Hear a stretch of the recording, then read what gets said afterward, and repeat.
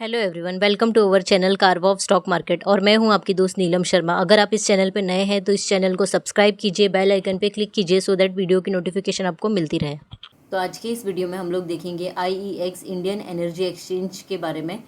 इस कंपनी के नंबर्स आज के दिन में यानी कि जनवरी 25 को इसके नंबर्स आने वाले थे और आज 25 जनवरी है, यानी आज के दिन इसका नंबर आ चुका है। तो हम लोग इसके नंबर्स देखेंगे मनी कंट्रोल पे। पहले इस कंपनी ने 18.9% का नेट प्रॉफिट दिया है ईयर ऑन ईयर, और इसका जो power trading platform total income भी इंक्रीज हुआ है 20% से टू ₹141.21 करोड़, और पहले का था 117.34 करोड़ का।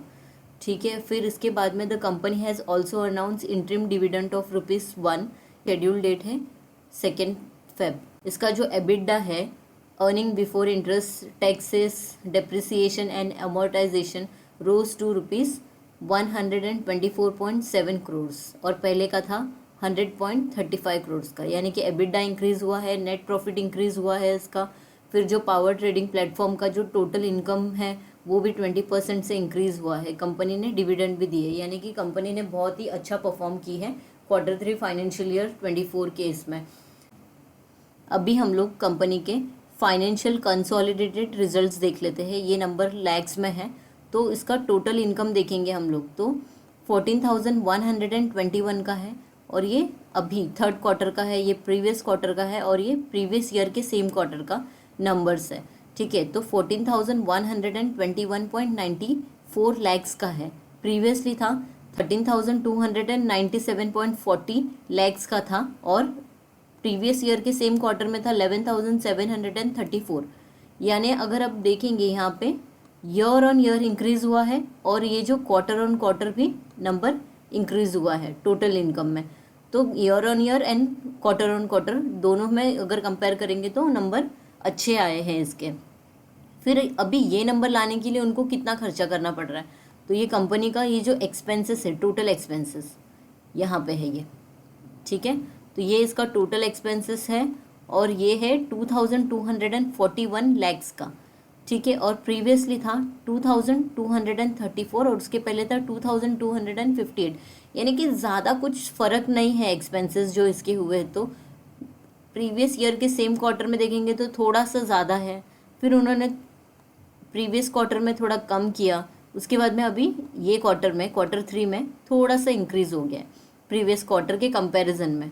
ठीक है, और इतना कॉस्ट लगा उसको इतना रेवेन्यू जनरेट करने के लिए, यानी 14,121 का टोटल इनकम जनरेट करने के लिए 2,241 लैक्स का एक्सपेंसेस लगा।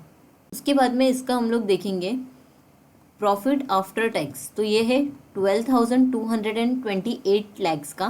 प्रीवियसली था 11,433 लैक्स का, और उसके पहले की क्वार्टर में था, प्रीवियस ईयर के सेम क्वार्टर में था 10,080 लैक्स का। तो यहाँ पे भी देखेंगे तो ईयर ऑन ईयर अच्छा खासा परफॉर्म किया है ये कंपनी ने, और क्वार्टर ऑन क्वार्टर भी ग्रोथ है इसमें। 11,000 था और अभी 12,000 है। ठीक है, तो नंबर्स इसके बहुत ही अच्छे आए हैं। अभी यहाँ पे देखेंगे टोटल टैक्स एक्सपेंसेस, तो कंपनी ने अभी इतना टोटल इनकम जनरेट किया है, फिर उसके बाद में उसने जो एक्सपेंसेस है वो भी लगे, तो उसमें प्रॉफिट होगा। ठीक है, तो उस पर तो टैक्स देना पड़ेगा गवर्नमेंट को।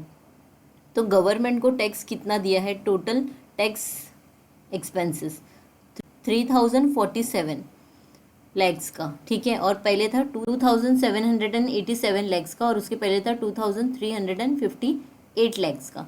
अब यहाँ पे देखेंगे तो जैसे इसका ग्रोथ हो रहा है, इनकम बढ़ रहा है, तो उसका जो टैक्स है वो भी बढ़ेगा। प्रीवियसली इनकम थोड़ा सा कंपैरेटिवली ये क्वार्टर से कम था, तो टैक्स भी कम था। ठीक है, तो अभी टैक्स भी उसको लगा है 3,000 का। प्रॉफिट फॉर द पीरियड अगर देखेंगे तो अभी हो गया है, जो उसका टोटल इनकम था उसमें से हम लोग ने जो भी एक्सपेंसेस थे वो माइनस कर दिया, टैक्स माइनस कर दिया, तो अब क्या बचता है हमारे पास, प्रॉफिट बचता है। तो प्रॉफिट फॉर द पीरियड है उसका 9,180 लैक्स का। प्रीवियसली था 8,646 लैक्स का, और उसके पहले था प्रीवियस ईयर के सेम क्वार्टर में 7,721.61 लैक्स का।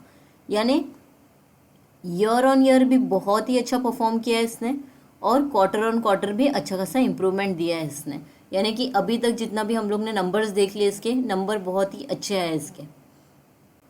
अब हम लोग और स्क्रॉल करके यहाँ पे देख लेते हैं, तो इधर यहाँ पे इसका ये total comprehensive income for the period देखेंगे तो 9,200 का है। प्रीवियसली था 8,664 लैक्स का, और उसके पहले था 7,725 लैक्स का। तो ईयर ऑन ईयर भी ये नंबर इंक्रीज हुआ है, एंड क्वार्टर ऑन क्वार्टर भी ये नंबर इंक्रीज हुआ है total income for the period का, यानी कॉम्प्रिहेंसिव इनकम।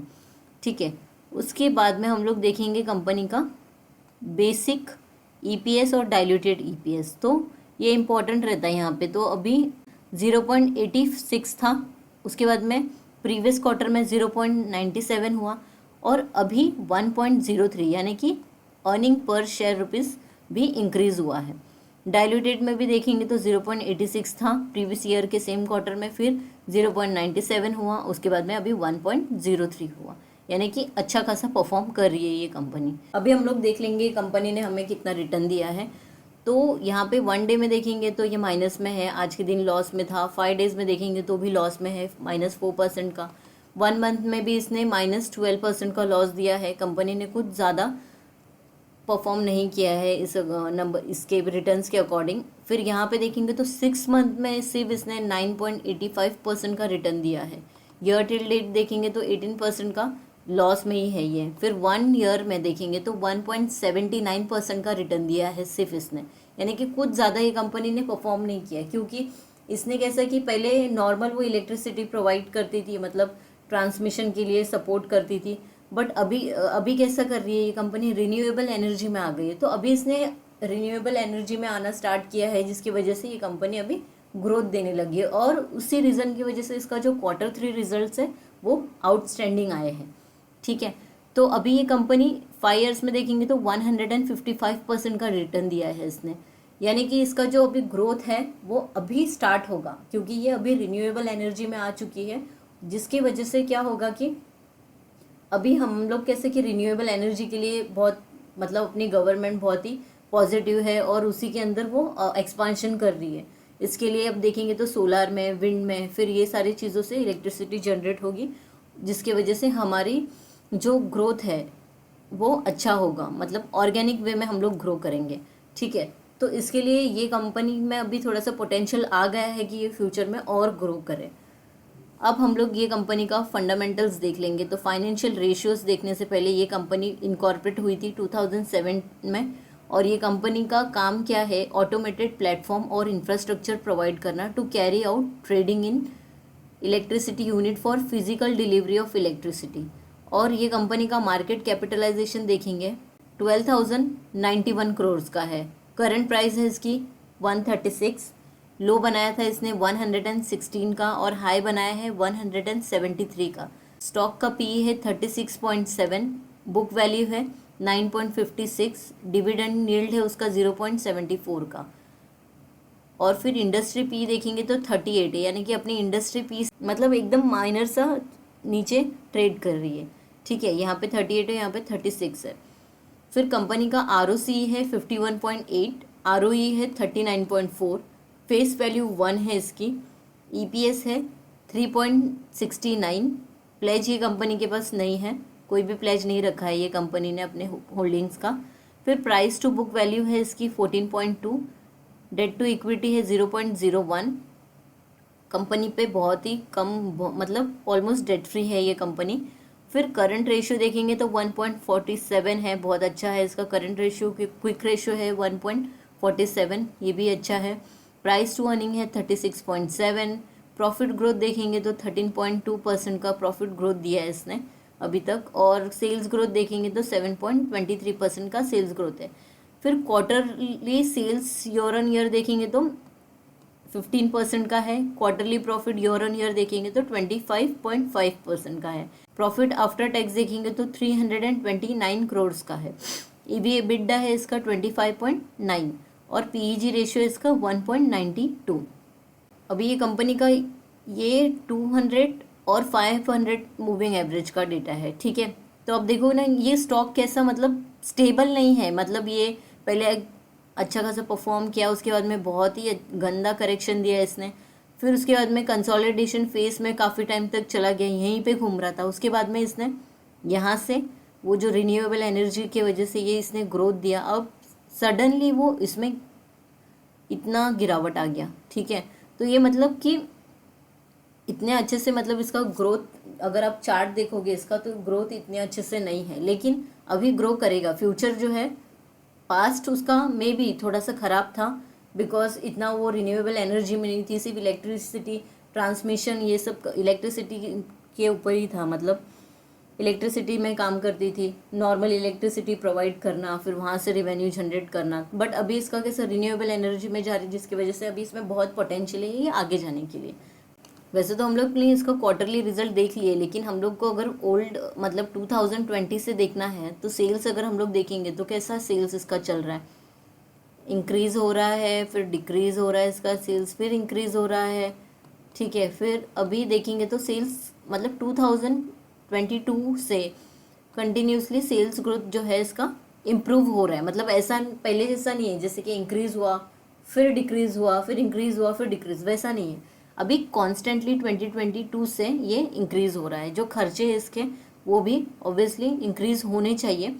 तो यहाँ पे देखेंगे तो जून 2023 में 22 करोड़ का है। ठीक है, फिर सितंबर 2023 में हो गया 16, अभी 15। जो एक्सपेंसेस है कंपनी ट्राई कर रही है कि कम करने का, जो भी उनका खर्चा है। ठीक है, फिर ऑपरेटिंग प्रॉफिट देखेंगे हम लोग तो वो भी इंक्रीज़ होते जा रहा है। 82 था, फिर 92 हुआ, फिर 100 हुआ। ऑपरेटिंग प्रॉफिट मार्जिन 87 है, पहले 85 था, उसके पहले था 78, यानी कि ये भी इम्प्रूव होते जा रहा है इसका। कंपनी का प्रॉफिट एंड लॉस स्टेटमेंट देख लेते हैं तो सेल्स अगर देखेंगे तो अभी ये इंक्रीज होते जा रहा है, पर यहाँ पे देखेंगे 317 था। ठीक है, फिर 426 हुआ, उसके बाद में 401 हुआ, फिर अभी 435 है। तो ये है तो ट्रेलिंग 12 मंथ का है, तो इसका कम भी रहेगा थोड़ा, क्योंकि अभी एक क्वार्टर बाकी है। ठीक है, एक क्वार्टर का रिजल्ट जब फोर्थ क्वार्टर का रिजल्ट आ जाएगा तब ये ऑब्वियसली और रहेंगे। लेकिन अगर हम लोग कंपेयर करेंगे मार्च से अभी तक का तो ये एक्सीड हो चुका है, मतलब 401 था और अभी 435 है। और जब भी क्वार्टर 4 का रिजल्ट भी इसमें ऐड हो जाएगा, नंबर्स आ जाएंगे इसमें प्रॉपरली, तो ये ऑब्वियसली इसका सेल्स बहुत ही अच्छा नंबर्स दिखेगा। उसके बाद में एक्सपेंसेस देख लेंगे तो 68 का है, फिर उसके बाद में ऑपरेटिंग प्रॉफिट मार्जिन है 84 का, प्रॉफिट बिफोर टैक्स 440 का हो गया है, ये भी इम्प्रूव हो गया है एकदम अच्छे से। फिर नेट प्रॉफिट देखेंगे तो 329 करोड़ का है, पहले था 293 करोड़ का। अभी हम लोग कंपनी का बैलेंस शीट देख लेते तो कैपिटल जो है, इक्विटी कैपिटल जो है वो 89 करोड़ का है, और पहले 90 था फिर 89, मतलब थोड़ा कम हो गया है। और उसके पहले तो बहुत ही कम था, मार्च 2021 में 30 था, तो यानी कि ये भी बढ़ गया है। फिर रिजर्व्स देखेंगे कंपनी के पास कैसे है, तो रिजर्व्स भी इसका बढ़ते जा रहा है कंटिन्यूसली। कंपनी का एक चीज़ मैंने नोटिस किया है कि जो खर्चे हैं वो कम करने का ट्राई कर रही है और जो रिजर्व्स है उसको ज़्यादा कर रही है, तो ये एक इसका पॉजिटिव पॉइंट है। फिर जो बोरिंग है, अब देखो बोरिंग मार्च 2022 में 10 करोड़ का था, फिर 14 हुआ, अब इसने 14 से 12 करोड़ का हो गया, यानी कि कम कर रही है कंपनी, तो ऑलमोस्ट डेट फ्री है। इसको ज़्यादा हम लोग रिजर्व्स के कंपैरिजन में अगर बोरोइंग देखेंगे तो कुछ भी नहीं है, इसके लिए इसको बोलते हैं डेट फ्री कंपनी। रेशियोज देख लेते हैं तो डेटर डे देखेंगे तो 6 हो गया है, पहले 75 का था, which is good. Cash conversion cycle 6 हो गया है, पहले 75 का था, this is also good. Working capital day देखेंगे तो 87 का हो गया है। यहाँ पे थोड़ा सा प्रॉब्लम है क्योंकि पहले -732 का था और अभी प्लस में आ गया है, यानी कि पहले कैसे कि एडवांस में ही मिल जाता था और अभी 87 का हो गया है।